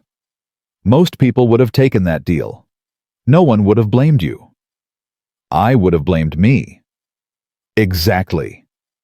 Raymond nodded slowly. That's why I want to help you.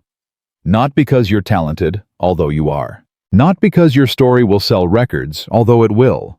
Because you're the kind of person this industry needs more of. Marcus looked at his daughter still sleeping peacefully. What kind of help? Whatever you need. A record deal if you want one. A foundation for other artists in your situation. Legal resources to fight against industry exploitation. I have resources. I have connections. I want to use them for something that matters. And what do you want in return? Raymond smiled. Nothing. I'm 73 years old, Marcus. I've made more money than I could spend in 10 lifetimes. What I want is redemption. A chance to be on the right side of something important before I die. Marcus was quiet for a long moment. Can I think about it? Take all the time you need. I'm not going anywhere. Raymond stood up. For what it's worth, he said. Your wife would have been proud of you. The nurses told me a little about her. About Grace. Marcus's throat tightened. She was the brave one, he managed. I just learned from her. Then she taught you well. Raymond left as quietly as he had arrived. Marcus sat beside Maya's bed, holding her hand, thinking about Grace. About the life they had dreamed of building together. About the future she would never see. I'm trying, he whispered to no one. I'm trying to be the man you believed I could be. Maya stirred slightly in her sleep, her fingers tightening around his. And Marcus knew in that moment that Grace was still with them. In Maya's courage, in her smile, in her stubborn refusal to give up. Grace had never really left. She had just changed forms. The recovery took 3 weeks. Maya spent the first week in the hospital, surrounded by machines and nurses and the constant beeping of monitors. Marcus never left her side.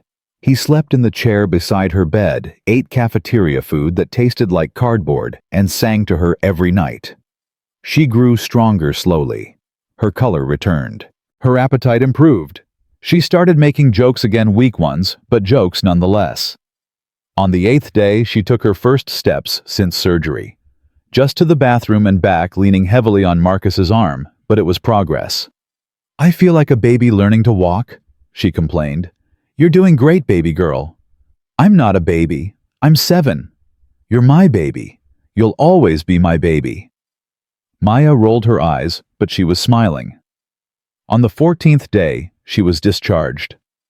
Marcus carried her out of the hospital in his arms, even though she insisted she could walk. The nurses lined up to say goodbye. They had watched the gala coverage. They had followed the lawsuit. They had seen the press conference. They had become invested in this family's story. "Take care of yourself, Maya," Dr. Patterson said. "And take care of your father. He's been through a lot." "I know," Maya replied. "He's kind of a mess." "Hey," Marcus protested. "But he's my mess," Maya added, hugging his neck. Marcus carried his daughter out into the sunlight, and for the first time in months, the future didn't feel like a threat. It felt like a promise. 18 months passed. Marcus stood backstage at the Grand Opera House, the same building where he had once mopped floors and checked credentials. The same stage where Victoria Sterling had dragged him into the spotlight to humiliate him.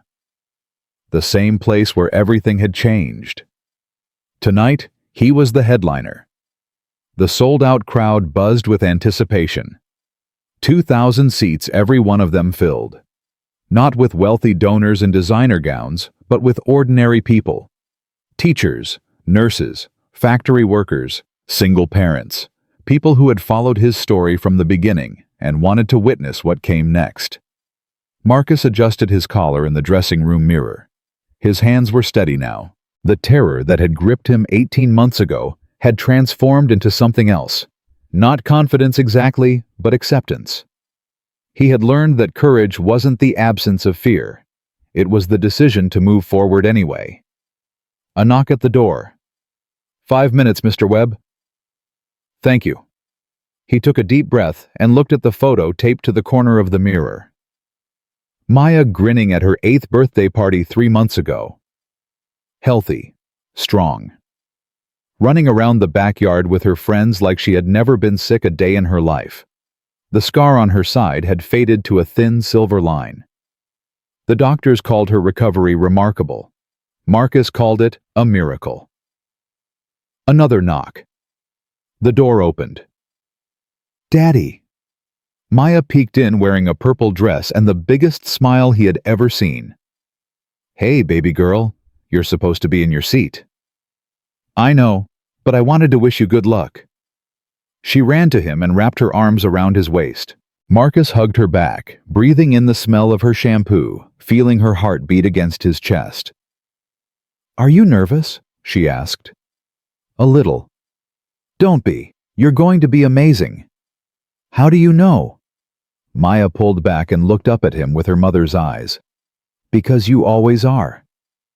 Marcus felt his throat tighten. 2 years ago, he had been a janitor barely surviving. Now he was about to perform for 2,000 people with his healthy daughter hugging him backstage. "I love you, Maya." "I love you too, Daddy. Now go sing." She ran out of the dressing room, her purple dress swirling behind her. Marcus turned back to the mirror. He thought about Grace, about what she would say if she could see him now. "I made it," he whispered. "We made it." Then he walked toward the stage. The applause hit him like a wave the moment he stepped into the spotlight. 2,000 people on their feet, clapping, cheering, some of them crying before he had even sung a single note. Marcus stood at center stage, microphone in hand, and let it wash over him. He spotted Maya in the front row, sitting between Melissa and Kevin. Denise was there too, and Raymond Cross, and dozens of faces he recognized from the past 18 months. People who had believed in him. People who had fought beside him. The applause finally faded. The audience sat down. Silence filled the hall. Marcus raised the microphone. 18 months ago, he said, I was standing in the back of this building wearing a gray security uniform watching someone else's concert. A ripple of recognition passed through the crowd. I had lost everything, my career, my wife, my hope. I was working 2 jobs just to keep my daughter alive, and I had no idea how I was going to pay for the surgery she needed." He paused. "Then something happened. A woman dragged me onto this stage and tried to humiliate me. She thought she was showing the world what a failure I was. Instead, she gave me something I had lost 6 years earlier." Marcus looked out at the sea of faces. "She gave me my voice back." The audience stirred. Someone shouted something encouraging. Others applauded. "I didn't plan to become famous," Marcus continued. "I didn't plan to expose anyone or start a movement or change the music industry. I just heard a lie and couldn't stay silent anymore." He thought about Victoria Sterling, about the woman who had destroyed his career and then tried to buy his silence, about the empire that had crumbled because one janitor refused to be invisible. "There's a lesson in that," Marcus said. "A lesson I want my daughter to learn, and maybe all of us need to remember. The truth doesn't need permission. It doesn't need power or money or connections. It just needs someone willing to say it out loud." He nodded to the band. "This first song is from my album. It's called Unsilenced. I wrote it for everyone who was ever told their voice didn't matter." The music began. Marcus closed his eyes and let the melody carry him. The opening notes were soft, almost hesitant, like a whisper finding its strength. His voice rose slowly, carefully building from a murmur to a declaration. The song told a story. His story. The competition he had walked away from. The career that had been stolen. The years of silence and survival. The moment on this very stage when he had finally fought back. When he reached the chorus, the audience began to sing with him. Not everyone knew the words, but they hummed along, swayed together, became part of something larger than themselves. Marcus opened his eyes and saw Maya in the front row. She was singing too, her small voice barely audible, but her face shining with pride. He thought about Grace, about all the nights he had sung their daughter to sleep, about the promise he had made to never give up. This was for her, for both of them. The song ended. The applause erupted. Marcus performed for 90 minutes. He sang the songs from his album, ballads about loss and hope, anthems about fighting back, quiet moments of reflection that left the audience breathless. He sang covers too, paying tribute to the artists who had inspired him, acknowledging the tradition he was now part of. Between songs, he told stories about working nights at the opera house, about the nurses who had watched over Maya, about Kevin and Denise and Melissa, and all the people who had risked everything to support the truth. "I want to bring someone special onto the stage," he said halfway through the concert. The audience leaned forward. "Most of you know her story. You heard her voice on those recordings. You watched her come forward at the press conference. She spent 12 years in the shadows, her talent stolen by someone else. But she found her courage, and tonight I want to give her the moment she should have had all along." Denise Crawford walked onto the stage. The ovation was thunderous. People stood applauding, some of them crying. Denise had released her own album 6 months earlier. It had gone platinum. She had won a Grammy for Best New Artist, a bittersweet recognition of talent that had been denied recognition for over a decade. But this was her first time performing on the Grand Opera House stage. Her first time in the spotlight that had always been meant for her. "Are you ready?" Marcus asked. "I've been ready for 12 years, Denise replied. They sang Rising Higher together. Marcus took the verses. Denise took the high notes, the same notes she had recorded in a studio 12 years ago, the same notes Victoria Sterling had claimed as her own. But this time, there was no backing track, no studio magic, no deception, just 2 voices rising together telling the truth. When Denise hit the A5 crystal clear, effortless, perfect, the audience exploded. The sound was so loud, Marcus could feel it in his chest. He looked at Denise. Tears were streaming down her face, but she was smiling. "Thank you," she whispered.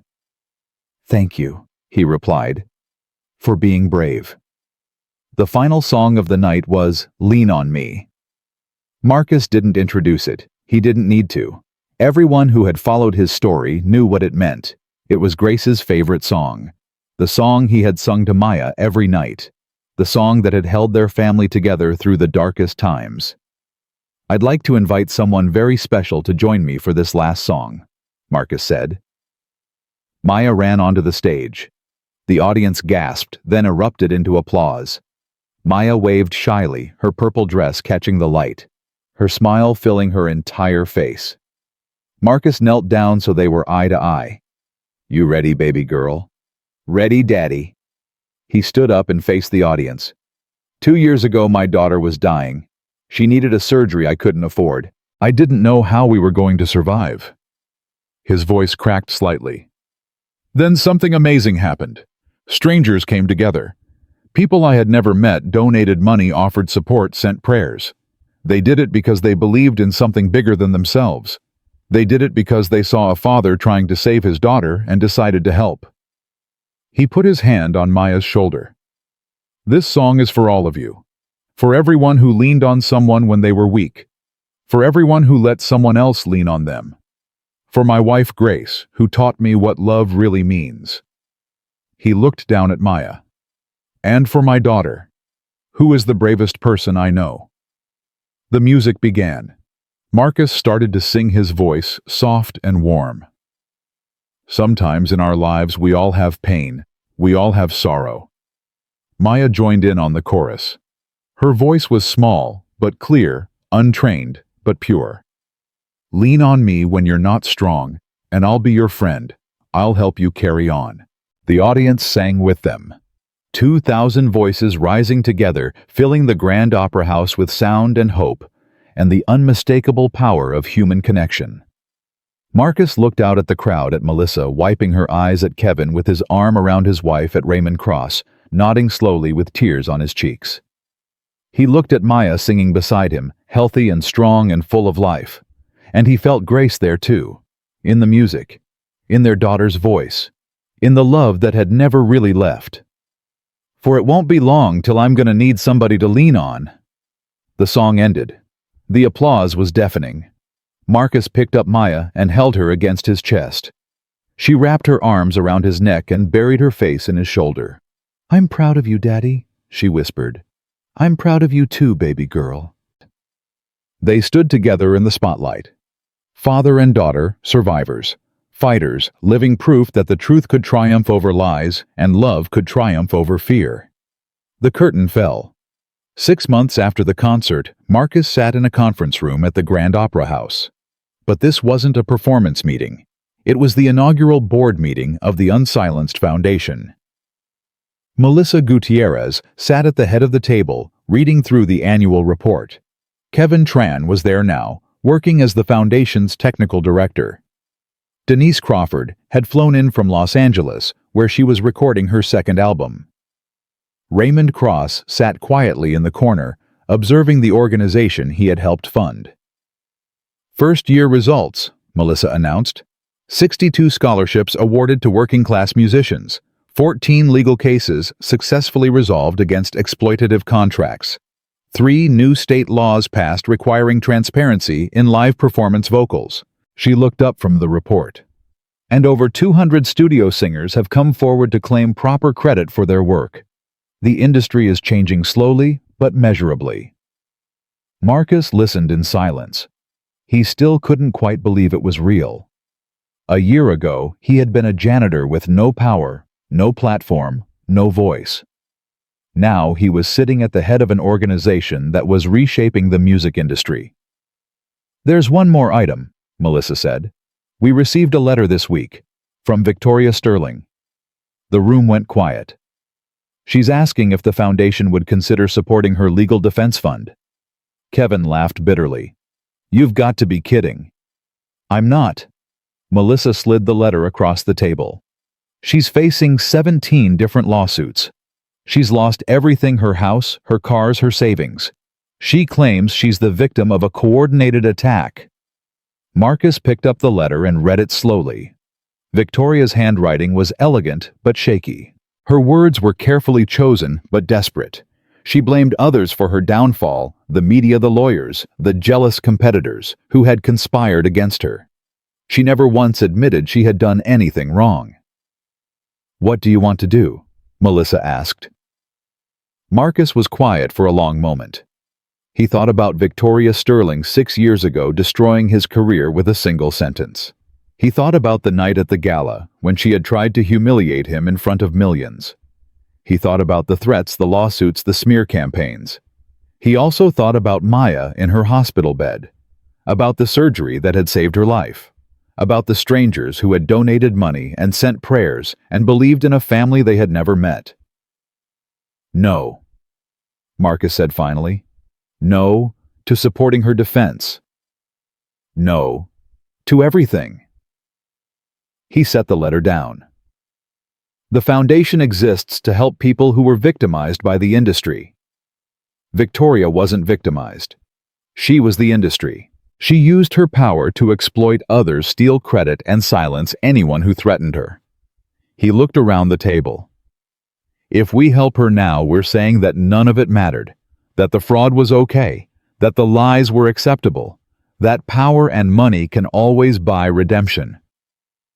Marcus shook his head. Some mistakes can't be fixed with a donation. Some wrongs can't be righted with a press release. Victoria Sterling made choices for 12 years. Now she's living with the consequences. He pushed the letter back across the table. We're not here to rescue predators. We're here to protect prey. The room was silent. Then Denise spoke. He's right. I spent 12 years being exploited by that woman. She knew exactly what she was doing. She chose to do it anyway. Kevin nodded. I enabled her for 8 years. I'm still ashamed of that, but I owned my mistakes. I came forward. I accepted the consequences. She's still blaming everyone else. Raymond Cross finally spoke. The Foundation's purpose is clear. We help the exploited, not the exploiters. Victoria Sterling doesn't qualify. Melissa gathered the letter. I'll send a polite decline. Don't make it too polite, Kevin muttered. Despite everything, Marcus smiled. 2 years later, Marcus stood in the backyard of his new house in Nashville. It wasn't a mansion. It wasn't flashy. It was a modest 4-bedroom in a quiet neighborhood with good schools and friendly neighbors and a backyard big enough for a swing set. Maya was on the swings, pumping her legs, going higher and higher. Daddy, watch. I'm watching baby girl. She swung as high as she could, then jumped off at the peak, landing in the grass with a triumphant shout. Did you see that? I saw. You're getting brave. I learned from you. She ran over and hugged him. 9 years old now, healthy and strong with her mother's eyes and her father's stubbornness. Daddy. Yes. Do you ever miss being a janitor? Marcus laughed. What kind of question is that? I don't know. You always say that was when you learned to be humble, when you learned what really mattered. Marcus knelt down so they were eye to eye. I don't miss cleaning floors at 2 in the morning. I don't miss worrying about how to pay for your medicine. I don't miss being invisible. He brushed a strand of hair from her face. But I'm grateful for that time. It taught me things I never would have learned if everything had been easy. It taught me that dignity doesn't come from what you do. It comes from how you do it. Maya nodded slowly. Like how you treat people. Exactly like that. And telling the truth even when it's hard? Especially then. Maya hugged him again. I love you, Daddy. I love you too, baby girl, more than anything in the world. She ran back to the swings, her laughter filling the air. Marcus watched her and thought about the journey that had brought them here. 6 years of silence. 2 years of fighting. A lifetime of lessons learned. He thought about Victoria Sterling, now living in a small apartment in Arizona, teaching online music courses to pay her bills. He felt no satisfaction in her fall, no vindication in her suffering. Just a quiet recognition that choices have consequences, and some debts can never be repaid. He thought about Kevin, now married with a child of his own, running the technical side of the foundation with the same dedication he had once given to covering up lies. He thought about Denise touring the world, finally getting the recognition she had deserved for 12 years. Her voice on the radio, now her name in the credits, her talent acknowledged. He thought about Melissa still fighting for artists who couldn't fight for themselves, still believing that the law could be a weapon for justice, not just power. He thought about Raymond Cross, who had passed away 6 months ago, leaving behind a legacy of redemption and a foundation that would outlive them all. And he thought about Grace, his wife, his first love, the woman who had taught him that courage wasn't the absence of fear, the woman whose voice he still heard in their daughter's laughter. "I did it," Marcus whispered. "I kept my promise." Maya called from the swings. "Daddy, come push me." Marcus smiled and walked across the yard. He had learned something in the past 4 years. Something that had taken a lifetime to understand. Fame didn't matter. Money didn't matter. Even music, as much as he loved it, wasn't what defined him. What mattered was this: his daughter's laughter, the warmth of the sun, the peace of knowing he had done the right thing even when it cost everything. Victoria Sterling had tried to silence him. The industry had tried to erase him. The world had tried to convince him that power and money were all that mattered. But Marcus Webb had discovered a different truth. The only voice that truly mattered was the one he used to sing his daughter to sleep. The only success that counted was the kind that let him look in the mirror without shame. The only legacy worth building was one of honesty, courage, and love. He pushed Maya on the swing, watching her soar higher and higher against the blue Nashville sky. "Higher, Daddy. You got it, baby girl." She laughed, and in that sound, Marcus heard everything he had ever wanted. Not fame, not fortune, not revenge, just this: a father and his daughter. A voice that refused to be silenced. A life rebuilt from the ruins of injustice. Marcus Webb had lost everything once. But in the end, he had found something far more valuable. He had found the truth, and the truth had set him free.